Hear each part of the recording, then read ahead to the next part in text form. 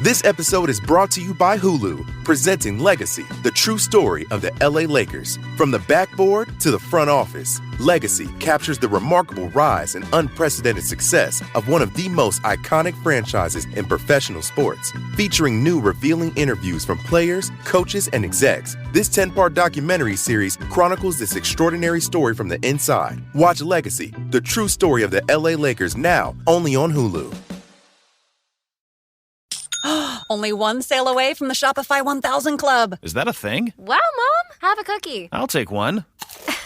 Dad. These are delicious. You need to show them. You should. Mom! No, seriously. Let's set you up on Shopify. It's easy. I always knew you would build your own business. Guys! Yum. When you're ready to bring your idea to life, build it on Shopify. Sign up for a free 14-day trial at shopify.com/offer22. Shopify.com/offer22.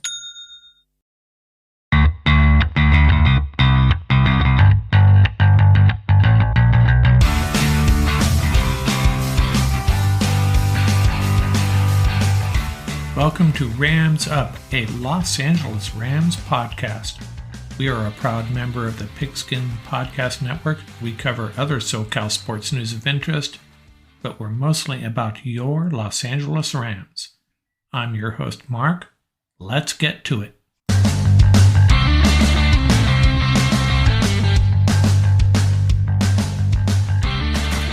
Greetings, Ram fans. Season 2, Episode 30 of Rams Up, your Los Angeles Rams podcast.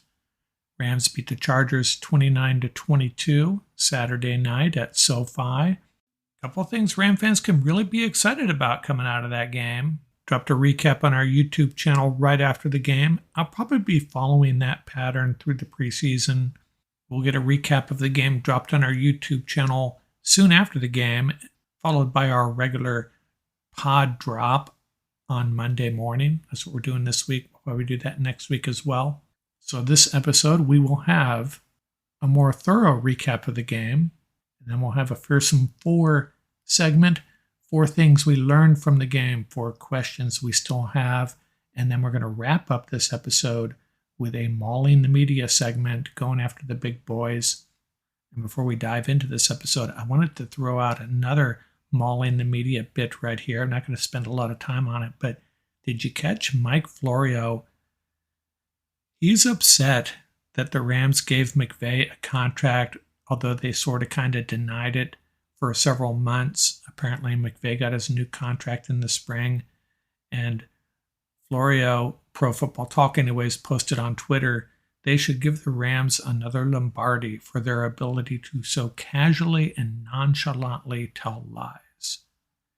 Florio cannot help himself. He seems to go after the Rams for something, anything, once a week. But our Mauling the Media segment isn't about Pro Football Talk. It's about someone else, so check that out. Some other random news and notes. Rams are now 2.5-point underdogs to the Bills.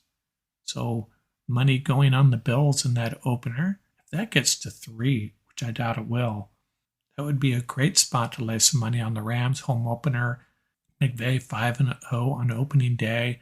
Granted, Bills are one of the best teams in the league, if not the best team in the league, but still 3 points at home with Sean McVay. I would be all over that. And I also wanted to point out, I made kind of a big deal last week about 2 things I saw on the first unofficial depth chart released by the Rams. One was Terrell Lewis being buried at the edge position. Apparently that was a mistake.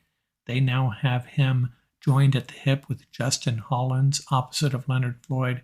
That makes more sense, and it also would explain why Lewis did not play against the Chargers. And another thing that was probably a mistake in that initial release, Jordan Fuller's second string, now he is tied at the hip with Taylor Rapp, opposite of Nick Scott, suggesting Nick Scott is one starter.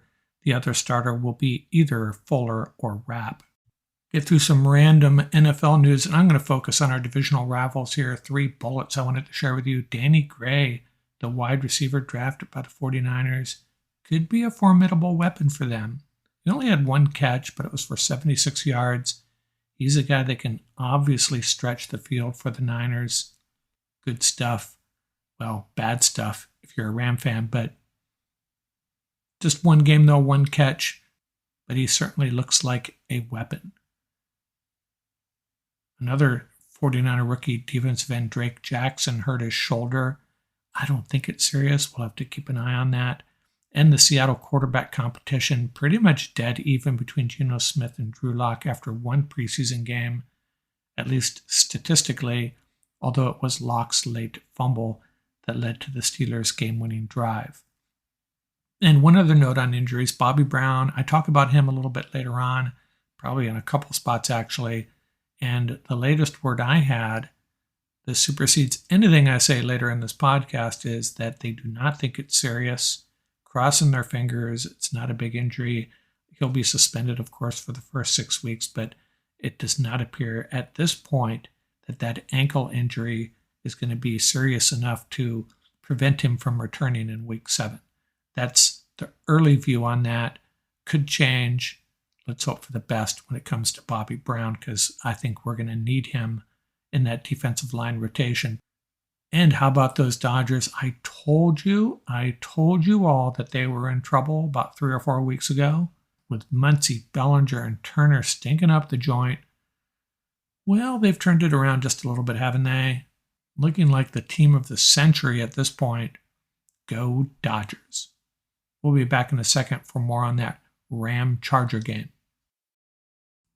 Football fans, the next generation of fantasy football is here with Rainmakers Football, the first ever NFT fantasy game from DraftKings. Craft lineups of athletes from your NFT collection and earn points for touchdowns, receptions, and more, just like daily fantasy football. The next generation of fantasy football is here. Download the DraftKings Daily Fantasy app now. Sign up with promo code TPPN. Click the Rainmakers tile and opt in to get your first card free. Plus, play for millions in prizes all football season while building the ultimate NFT fantasy franchise with Rainmakers Football. That's promo code TPPN. Build, play, win. Only at DraftKings. Contest entries dependent on type and number of NFTs held. Eligibility restrictions apply. Void where prohibited. See DraftKings.com for details.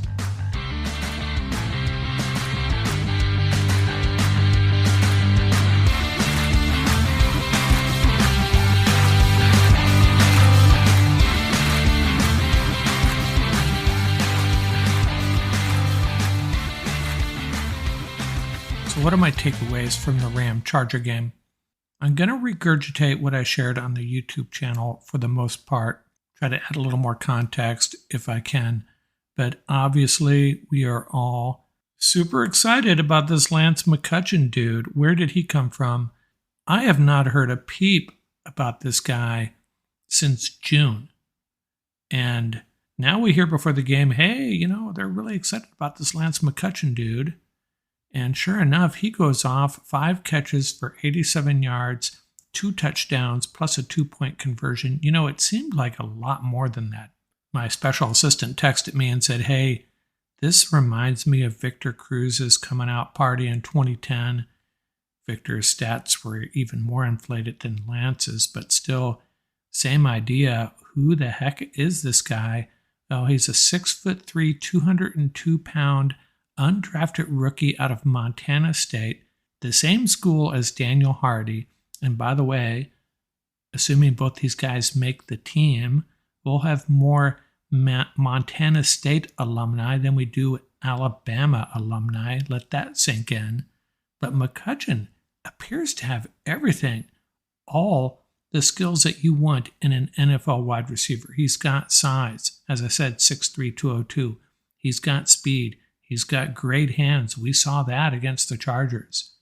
He's got a great body for blocking out DBs. And he blocks a little bit too.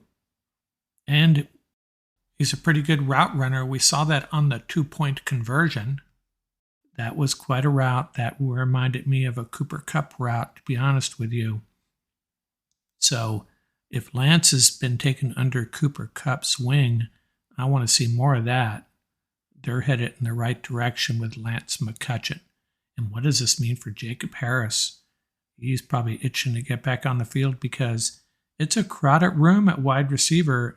There's another guy that kind of stood out a little bit, not to that level, but Austin Trammell. I had talked about him, the Rams picking him up, and he didn't have a great game or anything, but I just wanted to say he reminded me so much of Danny Amendola when I was watching him on his one reception, ball in his hands, yards after the catch. That's Danny Amendola that we're watching there. I don't think Trammell's going to make the team, but he's still an exciting guy, fun to watch, and he did return some kicks as I predicted. Out of curiosity, I went back and looked. Danny Amendola, 5'11", 185. Our Austin Trammell, 5'10", 185. So there you have it. Other thing I wanted to mention is our young edge rushers, outside linebackers, Daniel Hardy, Benton Whitley, Braden Thomas, all flashed at times. Kind of petered out at the end of the game, though. They were really in the quarterback's face early on, a little quieter later on in the game, but still very promising, especially from Hardy. I think he's going to be a good player. Chris Garrett held out with that groin injury. He needs to get back on the field.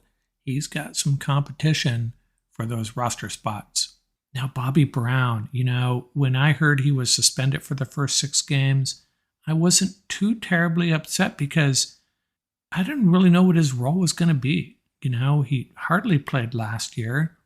Not sure what the Rams see in him, hoping that he's going to be part of that rotation because they're kind of thin after those first 3 guys, in my opinion. And then he was lights out early in the game. He looked like our best defensive player at times, and then he gets hurt. So we can only hope that ankle injury, I think it's an ankle injury, isn't serious. Hopefully he can come back about the time his suspension's over. That would be ideal. Waiting to hear word on the seriousness of Bobby Brown's injury. And you know who else I really liked? A.J. Rose. Everybody, including the announcers, were penciling in Kyren Williams as the number 3 back, Jake Funk number 4. And I get it, Kyren Williams, higher draft pick, very promising, but we haven't seen anything from him yet. A.J. Rose looked really good to me. Showed a lot of wiggle on that goal line run. I watched that in slow motion a couple of times, and I'm like, this guy is not getting in. No way. But he made a nice little move and got into the end zone. And we've been kind of lacking in that area since Malcolm Brown moved on. So A.J. Rose has a chance to make this team, perhaps at the expense of Jake Funk. I don't know if they can carry all of them. Jake Funk, great special teams player and very versatile. I'm not saying Rose is going to beat out Funk, but I'm just saying I liked what Rose brings to the table. I thought he had a very good game. Our young cornerbacks shined early on. Kobe Durant and Darion Kendrick, and they are calling him Kobe Durant now.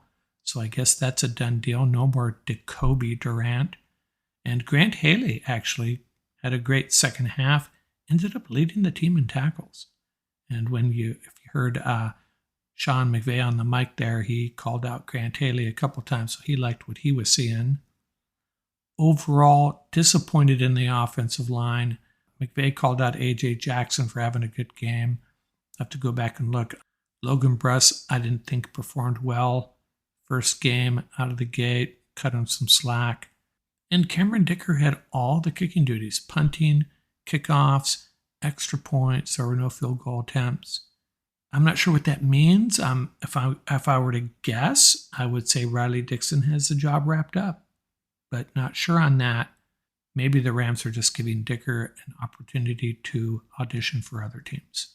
Kind of early for that, I thought we'd see more of a competition in this game.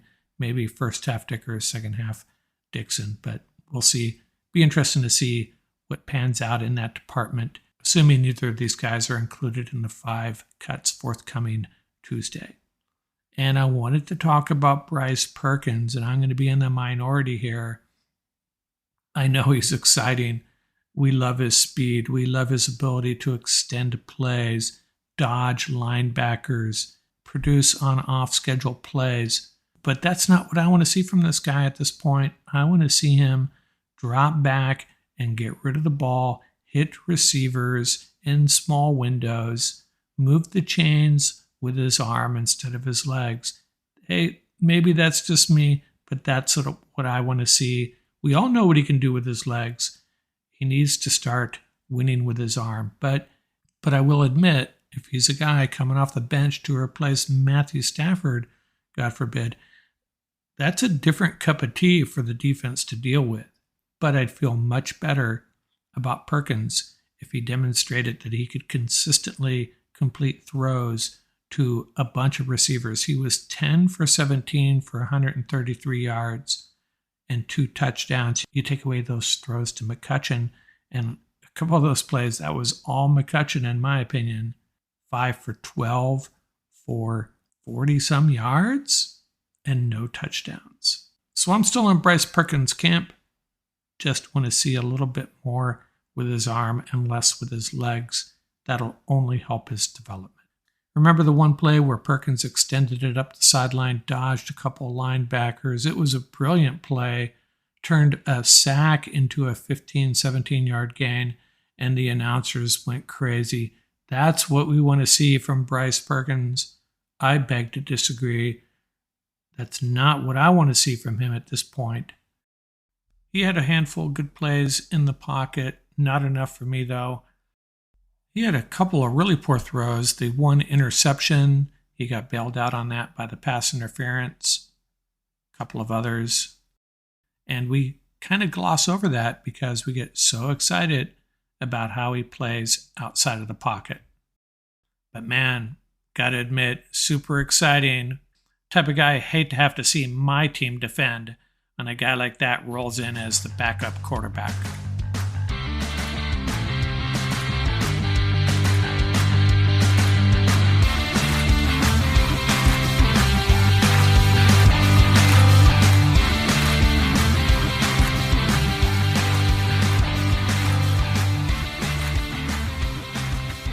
Before we get to our final segment, the Mauling the Media segment, let's take one last look at this Ram-Charger game. I'm going to give you the fearsome 4 things I learned from the game.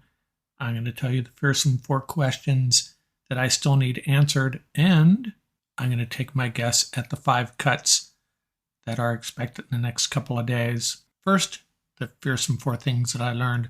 Number 1, Lance McCutcheon is an NFL caliber receiver. I have no doubt about that. I don't think he's a lock to make this roster yet, but if he doesn't make this roster, he's going to make someone else's. I'm telling you that. There are some 4 things I learned. Number 2, our young cornerbacks are going to be very good. Kendrick and Durant, they just play. You can see it. They play with so much confidence. In-your-face cornerbacks coming up and making tackles, breaking up passes. Our secondary is in such good shape with these 2 new additions. The number 3 thing I have learned, I think we're going to have a competition at the running back position after our top 2. I know on the depth chart right now, Jake Funk is number 3. A lot of people have Kyron Williams penciled in at number 3. So that's a crapshoot right now. Who's going to win out at number 3? Need to see Kyron Williams get healthy. And then there's AJ Rose. I'm telling you, he's going to make a run at a roster spot. I may be jumping the gun on that, but we'll see. Liked what I saw from AJ Rose in that Charger game. And the 4th thing that I learned, I do not feel good about our offensive line depth. I'm not sure anyone really played well. Maybe AJ Jackson. Nobody else stood out. We have a lot of bodies there, including Logan Bress. Do I have confidence in any one of them getting rotated into the starting 5 at this point? I'd have to say no. And what are my first and 4 questions that remain? Question number 1, who is our backup linebacker? I heard someone on Twitter saying that Christian Roseboom didn't play, and that's an indication he's first up. We saw Jake Hummel out there, Jake Gervas, a couple of other guys, but I'm still unclear on the depth that we have there. Do we have enough depth? Do we have people that can step in? We might actually end up missing Troy Reeder at some point, as hard as it is to believe that. Now, we will get Trevin Howard back at some point, and that's going to help.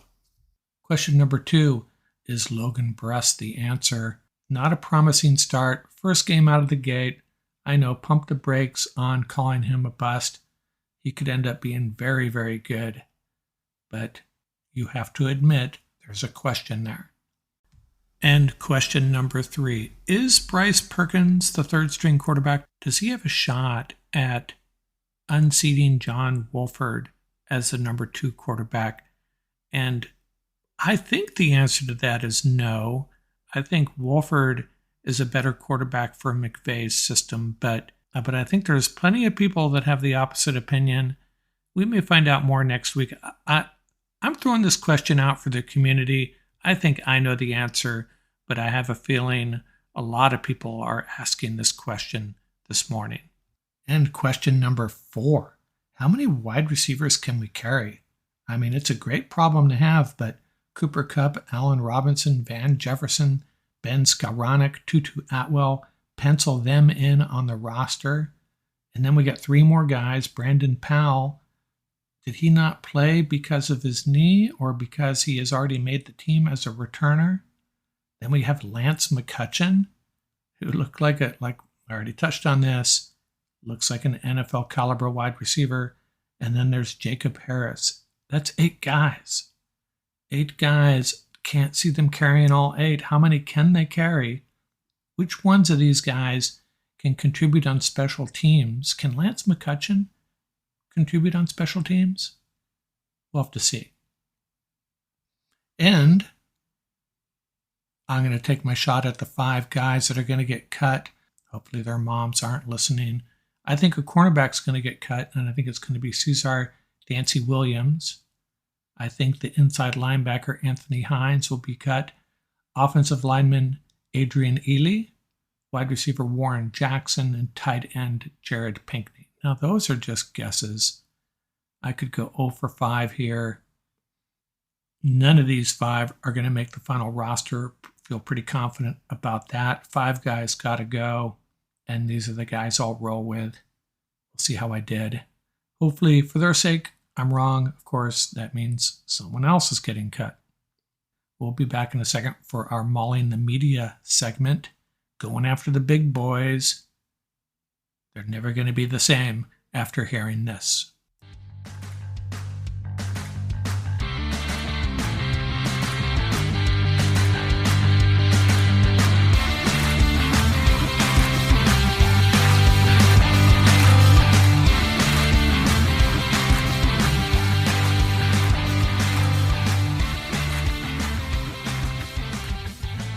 All right, time for another round of Mauling the Media. And who am I going after this time? I'm going after Dan Patrick and the Danettes. Once again, second week in a row, kind of picking on someone that I actually like for the most part. I listen to their show sometimes on my morning drive, and I generally enjoy it. But this time, they had a very interesting discussion. They were talking about the value of a great kicker, and they were talking about Justin Tucker specifically. And I'm going to go off on a minor tangent so I can provide the right backdrop here. The argument that Dan and the Danettes were making is Justin Tucker might be more valuable than people realize. And the way they presented this argument was, who would you rather have, Justin Tucker or the best running back in the league? Any running back in the league you want, who would you rather have? And they actually were all leaning towards Justin Tucker. And I kind of get it, as they argued Justin Tucker wins games for you. Whereas running backs, obviously they contribute a lot towards the W's. But when it comes to crunch time, man, it is nice to have someone like Justin Tucker. Now, the one thing I wanted to pick on that argument about was, that may be true now, but I don't think there's any kicker that I would take over a running back like Marshall Faulk. And I'm not sure I would take every kicker over Derrick Henry. But I haven't even got to my main point that I wanted to maul these guys a little bit. They also said that drafting kickers may not be so smart, and they provided a statistic, and I tried to find it afterward, tried to find it on their podcast. I could not find it, but basically the stat went something like this, that a very low percentage of drafted kickers stay with the team that drafted them. A majority of them can't stick with the team that drafted them. What I have a problem with is, when do most kickers get drafted? They get drafted 4th, 5th, 6th, 7th round, mostly in the 5th, 6th, and 7th. And yeah, a kicker drafted in the 5th, 6th, or 7th round has a small chance, probably less than 50% chance, I would think, of sticking with their team at all. And what we've seen a lot of, as I looked at the data here, a lot of kickers, they might make the team and then they miss a couple clutch kicks and they're done, they're gone. The team moves on from them. But this was my main point. You could say that about any position in the NFL. Any player drafted at a particular position in the 5th, 6th, 7th round, good chance they're not going to stick with the team that drafted them. This isn't something unique to kickers. And I did a little experiment, a little data dive. I went back over all the kickers drafted since 2007. I excluded a couple that were drafted punters / kickers, guys that were strictly kickers that were drafted. There were 26 of them. And then I looked at the wide receiver that was drafted immediately before them. And I think there was one case I took someone that was drafted a few picks behind the kicker because it was just a long leap forward to the previous wide receiver and it would skew the data. So I looked at the 26 kickers and the 26 wide receivers. The 26 kickers and the wide receiver drafted immediately before them. And what did the data yield? Kickers, those 26 kickers lasted on average about 2.3 seasons with the team that drafted them. Wide receivers, 1.9. 1.9 years they lasted with the team that drafted them. And just to make sure that certain players weren't skewing this data, guys like Mason Crosby, who has played 15 years, going on 15 years with his original team. And that's the one thing in favor of place kickers is that they play for that long, or at least potentially play for a long time, guys like Mason Crosby. So I looked at the median as well, and still in favor of the kickers. Obviously a faulty approach to single out kickers, obviously getting drafted in the 5th, 6th, and 7th round as guys that don't stick with the team that drafted them, and that's a reason maybe you shouldn't be spending a draft pick on a kicker. That's true of virtually every position, I can almost guarantee you. Not unique to kickers. Kickers are not special in this regard. Dan and the Danettes, lots of fun. Love listening to them, but they were a little bit off on this one. That's going to do it for this episode. Remember, you can reach us at ramsuppodcast@gmail.com. You can visit our website at ramsup.com. You'll find links to all of our episodes and a link to our YouTube channel. And you can also leave us a voicemail from our website. Don't forget to subscribe and give us that 5-star rating. It's really appreciated. And remember, keep the horns up, stay safe, and have fun out there. Music courtesy of bensound.com and the YouTube royalty-free music audio library, Crimson Fly by Humma Humma.